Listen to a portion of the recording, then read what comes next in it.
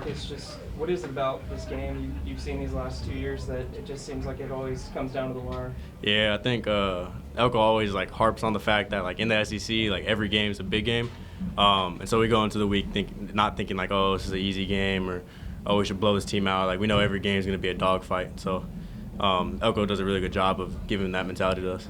Well, Marcus, what was it like trying to contain Taylor Green? Oh my! Yeah, no, he's a great athlete. He's a superior athlete. Super fast, super quick, super long. And so yeah, obviously, like you guys saw, that gave us some trouble. What were you guys talking about? Maybe things y'all weren't doing well that y'all were ineffective stopping them in the run game. I think usually misfits in the run game is just exactly that. Like it's a misfit. One person should be in another gap rather than the gap they're in, and so I think that's usually the issue. Marcus, what was the biggest difference between playing here and playing at AT&T Stadium last year? I think obviously they were against us here. They were more against us. We were at their home. I think playing at AT&T Stadium was such a blessing. Being able to play at the Cowboys Stadium was such a cool experience for me, and I know a lot of other guys. But yeah, obviously playing here, like everyone's against us. Everyone wants them to win. And also, did the weather affect you personally at all, or did you have anyone else say something to you about it?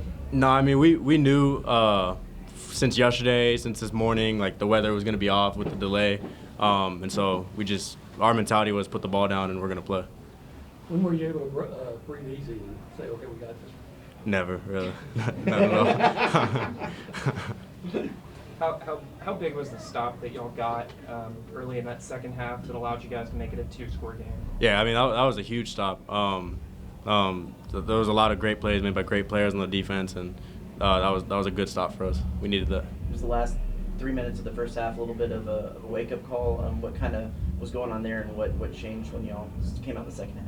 Yeah, I would say it was a wake-up call. I think maybe we relaxed a little bit, started giving up some stuff, and then second half, halftime adjustments, tightened it up. Second half came in, got the stops. Can you talk about the offense's performance today, just how they were able to pick you up on several occasions? Yeah, I mean it's such a blessing to have an offense that can play complementary football like that. When defense isn't doing so good, the offense steps up and makes plays throughout the entire game. And so yeah, I'm grateful to play for an offense like that.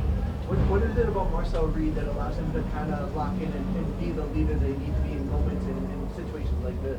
Yeah, I think he's just a good person, and so we respect him as a leader. And I've seen that since the first day I was here. Obviously on the field he's a dual threat, so it's hard to stop him both ways, but I just think he's a really good person. Offensively, Ashton Bethel-Roman and EJ had some big plays. What is it like to see guys who are fighting in practice like that have some big impacts in games? Yeah, I think it's a testament to like our program and our culture. Like your name can get called at any moment, and you need to make the play, and they did that. So. When you do good on good in practice, what's it like going against EJ? I know they've said he's kind of that closer back a little bit at times. Yeah, no, he's a hard runner. He every rep of practice, no matter what it is, he's going hard, and so you know you have to bring it when you go against him. Anything else for Marcus? Go ahead. What makes the rushing attack kind of hard to stop? I think it's the variable that the QB can now run. With a lot of teams, you don't have to worry about that. But I think with Arkansas, the QB is a great runner. I think he's in the top 5, top 10 for rushing yards in the SEC, and so I think that's probably where trouble comes. What have you just learned about your team these last few weeks in particular as you guys have now started 7-0? I think we don't stop fighting. I think throughout all 4 quarters, like we're fighting, we're playing as hard as we can, and we don't stop. All right, thank you, Marcus. Hey, you guys.